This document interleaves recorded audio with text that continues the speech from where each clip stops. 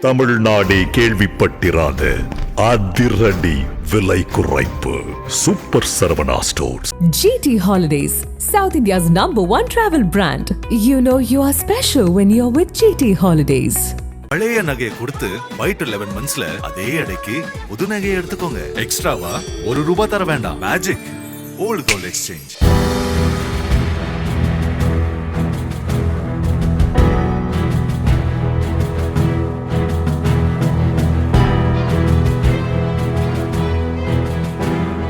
வேலூர் மாவட்டம் குடியாத்தம் அருகே உள்ள ஆசிரியர் நகரைச் சேர்ந்த இளம்பெண் ஒருவர் 8ஆம் வகுப்பு படிக்கும் தன்னுடைய 13 வயது தம்பியுடன் வசித்து வருகிறார்.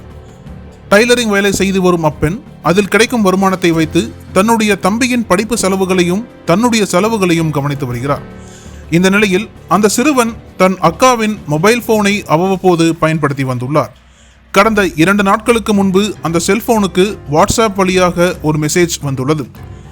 அதில் நீங்கள் $70,000 மதிப்புள்ள பரிசு பொருளை வென்றுள்ளீர்கள். இது பிரான்சில் இருந்து கொரியர் மூலம் அனுப்பப்படுகிறது. அதை பெற குறிப்பிட்ட கட்டணத்தை செலுத்த வேண்டும் என்று தமிழில் எழுதப்பட்டிருந்தது. அந்த மெசேஜை உண்மையென நம்பிய சிறுவன் பரிசு பொருட்கள் கிடைக்கும் ஆசையில் அக்காவிடம் சொல்லாமல் ஜிபே மூலம் முதலில் $5,000 அனுப்பியுள்ளார்.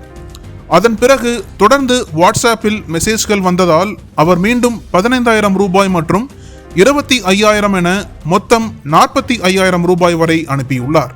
அதன் பின்னர் பரிசு பொருள் டெல்லி விமான நிலையத்தில் சிக்கியுள்ளது. அதில் $70,000 இருப்பதால் அதற்கு மேலாக $1,60,000 கட்டணம் செலுத்த வேண்டும் எனவும் அதை அனுப்பினால் உடனே பொருள் கிடைக்கும் எனவும் மீண்டும் மெசேஜ் வந்துள்ளது. அதனை கேட்ட சிறுவன், எங்களிடம் அவ்வளவு பணம் இல்லை, ஏற்கனவே அனுப்பிய பணத்தை திருப்பி அனுப்புங்கள் என கேட்டபோது பதில் வரவில்லை. பின்னர் அந்த நம்பருக்கு போன் செய்தபோது அது சுவிட்ச் ஆஃப் ஆக இருந்தது. இதனால் பயந்து போன சிறுவன் இந்த சம்பவம் குறித்து வீட்டில் யாரிடமும் சொல்லாமல் இருந்துள்ளார். அடுத்த நாள் காலை அவரது அக்கா ஆன்லைனில் பொருட்கள் வாங்க ஜிபே கணக்கை பார்த்தபோது பணம் இல்லாமல் இருந்தது. அதில் சந்தேகம் ஏற்பட்டதால் தம்பியிடம் விசாரித்த போது பரிசு பொருள் கிடைக்கும் என்ற நம்பிக்கையில் $45,000 அனுப்பியதாக கூறியுள்ளார். இதனை கேட்ட அக்கா அதிர்ச்சியடைந்து வாட்ஸ்அப் மெசேஜ்களை பார்த்தபோது அது மோசடி என்பதை உணர்ந்தார். பின்னர் உறவினர்களிடம் ஆலோசனை செய்தபோது இது ஒரு இணைய மோசடி என்றும் உடனடியாக வேலூர் சைபர் கிரைம் பிரிவில் புகார் அளிக்குமாறும் அறிவுறுத்தியுள்ளனர். அதன்படி குடியாத்தம் காவல் நிலையத்தில் அந்த பெண் புகார் அளித்துள்ளார்.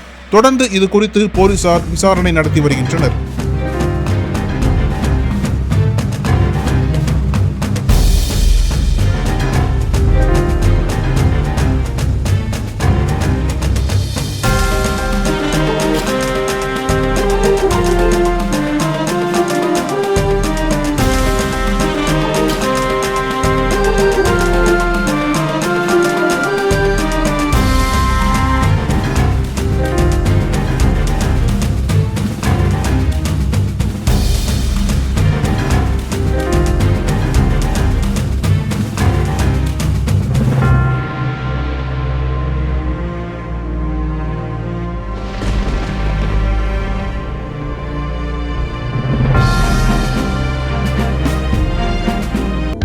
அனல் பறக்கும் செய்திகளை அப்டேட் செய்து கொள்ள நக்கீரன் களத்தை இப்பவே சப்ஸ்கிரைப் பண்ணுங்க.